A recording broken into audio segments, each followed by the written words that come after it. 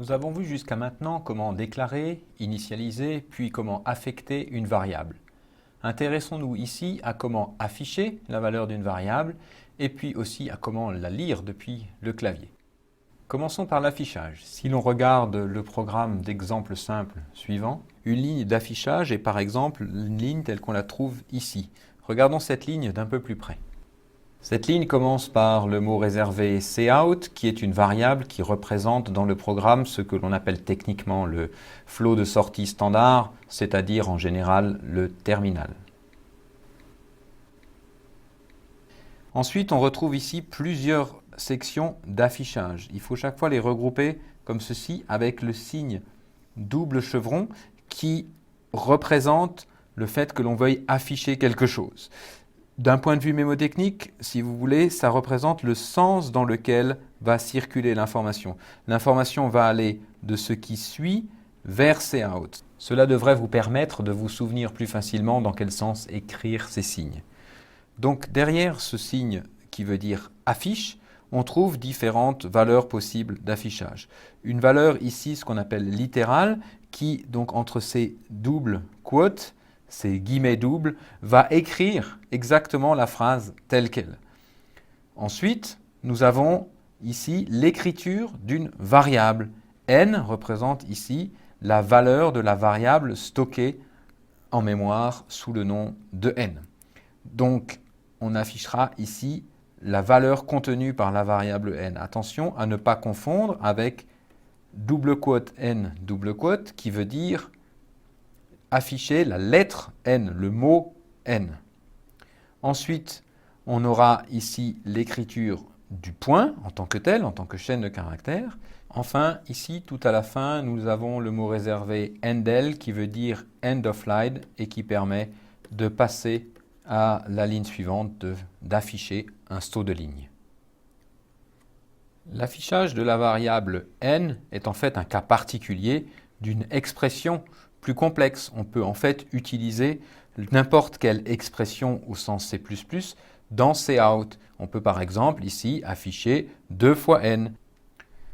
La ligne complète suivante se dit donc sur cout, affiche le message le double 2, affiche la valeur de n, affiche le message est, avec ici 2 espaces, puis affiche l'expression 2 fois n, puis affiche un point, et enfin affiche un saut de ligne.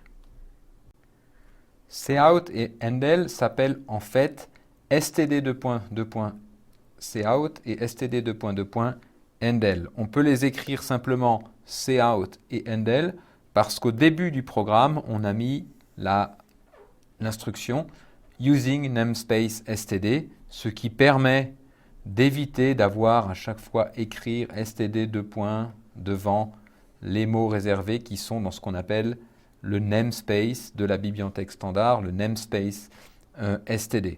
Mais si on n'avait pas mis cette ligne using namespace std, alors il aurait fallu en toute rigueur écrire std:2.2.cout, std:2.2.endl. Nous faisons cette remarque car parfois dans du code provenant de l'extérieur, vous pourriez rencontrer cette syntaxe. Reprenons maintenant pour illustrer tout ceci le déroulement pas à pas de notre programme d'exemple. Au tout début, on commence par déclarer donc une variable n de type entier que l'on initialise avec la valeur 4. Donc ceci, ça a pour but de créer en mémoire un espace dans lequel on va pouvoir stocker un entier n et dans lequel on met la valeur 4. Ensuite, on va déclarer une variable ici n carré de type entier, mais comme elle n'est pas initialisée, on ne sait pas a priori quelle est la valeur qu'elle contient au départ. Puis on exécute l'instruction n fois n va dans n carré, c'est-à-dire n carré égale n fois n. Je vous rappelle que l'écriture du signe égal ici signifie que l'on évalue l'expression qui était à droite et on la recopie dans la variable qui est ici à gauche. Et donc la variable n carré reçoit 4 fois 4, c'est-à-dire 16. Puis nous passons aux instructions d'affichage. Donc tout d'abord, on va afficher ici la variable n contient. puis on va afficher l'expression de la variable n, c'est-à-dire 4, sa valeur, puis on va ensuite afficher un point, et enfin, ici, on saute à la ligne grâce à ce endel. On passe à l'affichage suivant qui affiche le carré de, ici, expression recherchée en mémoire, n qui vaut 4, et ici de nouveau une expression recherchée en mémoire qui est donc n carré qui vaut 16, puis saut à la ligne.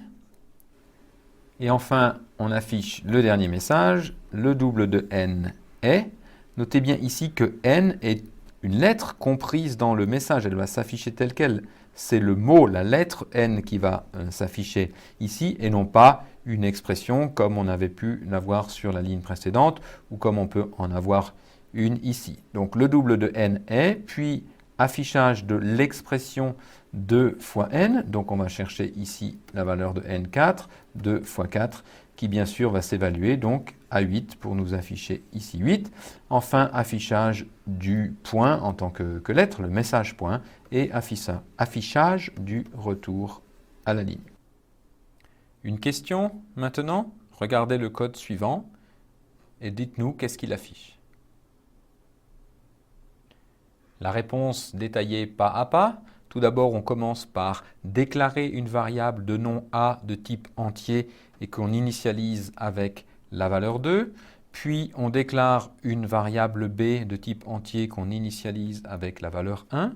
Puis, on a l'affectation ici qui commence par évaluer l'expression ici A fois B plus 2, c'est-à-dire 2 fois la valeur de B qui vaut 1 plus 2, c'est-à-dire 2 fois 3. Cette expression est recopiée dans B, ce qui fait que donc B maintenant vaut 6.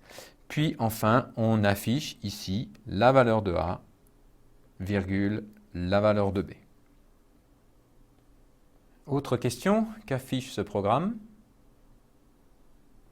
La réponse, déroulons-la pas à nouveau. On commence par déclarer une variable A que l'on initialise à la valeur 1, puis on déclare une variable B de type entier qu'on initialise à la valeur 2. Ensuite, ce que l'on fait, c'est qu'on recopie la valeur de B dans A. Donc ici, on va avoir A qui vaut 2. Puis, on recopie la valeur de A, mais cette A a été modifiée, donc on recopie la valeur de A dans B, donc B reste 2. Et donc, au final, on va afficher 2, 2. Donc la question qu'on pourrait se poser ici, c'est comment échanger la valeur de deux variables. Supposons qu'on ait une variable, donc A ici, qui au départ contient 1, une variable B ici qui au départ contient 2. Comment fait-on pour que l'on ait, après échange, un 2 dans la variable A et un 1 dans la variable B? Supposons que vous ayez à le faire avec des verres à eau. Supposons qu'on a ici un verre rempli de grenadine et supposons que l'on ait un verre ici B rempli de menthe. Comment feriez-vous concrètement pour transférer la menthe dans le verre A et transférer la grenadine dans le verre B? La solution consiste bien sûr à utiliser un troisième verre que je vais appeler ici TMP. Ce n'est pas plus compliqué pour des variables, il suffit simplement de penser à utiliser, à introduire une variable intermédiaire. Ce que l'on va faire donc, c'est que l'on va commencer par créer cette variable intermédiaire temp dans laquelle on va recopier la valeur de A. Donc on va initialiser temp avec la valeur de A. Donc ici temp vaudra 1. Puis on pourra recopier B dans A.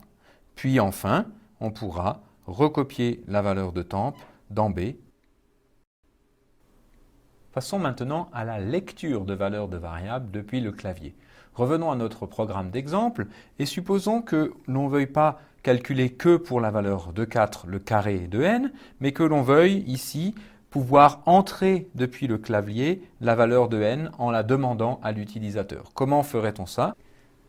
Eh bien, on va simplement insérer dans le programme ici de quoi demander à l'utilisateur d'entrer cette valeur. On commence bien sûr par lui afficher un message, entrer une valeur pour n, puis ensuite avec cette instruction ici, cin redirigé vers n, on va pouvoir lire depuis le clavier la valeur de n.